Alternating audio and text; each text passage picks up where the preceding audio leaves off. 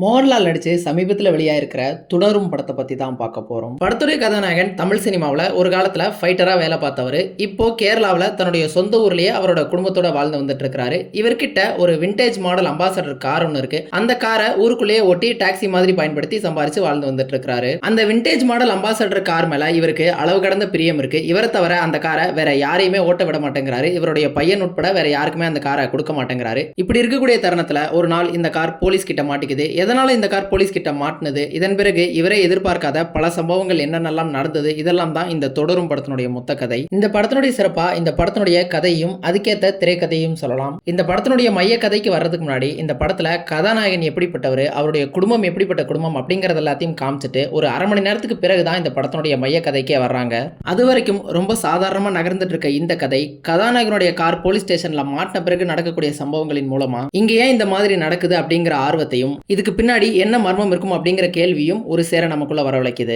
இந்த படத்தினுடைய இரண்டாம் பாதியை பொறுத்தளவுக்குமே அந்த சஸ்பென்ஸை முடிஞ்ச அளவுக்கு கெடுத்துறாம சுவாரஸ்யமாவே நகர்த்த முயற்சி செஞ்சிருக்காங்க. இதுக்கு முக்கியமான காரணம் இந்த படத்தினுடைய வில்லன் கதாபாத்திரம் தான். இந்த வில்லன் கதாபாத்திரம் தான் இந்த படத்தினுடைய இரண்டாம் பாதியவே தாங்கி பிடிக்குது அப்படின்னு சொல்லலாம். இந்த படத்தினுடைய ஒரு குறையா தோன்றுனது, என்னதான் இந்த படம் சுவாரஸ்யமா இருந்தாலுமே ஒரு கட்டத்துக்கு மேல இந்த சஸ்பென்ஸ் இதுவா தான் இருக்கும் அப்படின்னு நம்மளால யூகிக்க முடிகிற வகையில தான் இருக்குது. அதே மாதிரி இரண்டாம் பாதியில வரக்கூடிய பல காட்சிகள்ல தேவைக்கு அதிகமா இந்த ஸ்லோ மோஷன் ஷாட்ஸையும் மியூசிக்கையும் பயன்படுத்தி இருந்தாங்க. மியூசிக்கும் ஸ்லோ மோஷன் ஷாட்ஸும் அந்த ஆக்ஷன் சீக்வன்சஸ்லாம் நல்லா இருந்தாலுமே கூட தேவைக்கு அதிகமாக போயிட்ட ஒரு காரணத்தினால படம் பார்க்கும்போது ஒரு வித தொந்தரவு நமக்கு கொடுக்க தான் செய்யுது. மொத்தத்தில் இந்த தொடரும் படம் ஒரு டீசென்டான கிரைம் த்ரில்லர் படம் தான். ட்ரை பண்ணி பாருங்க.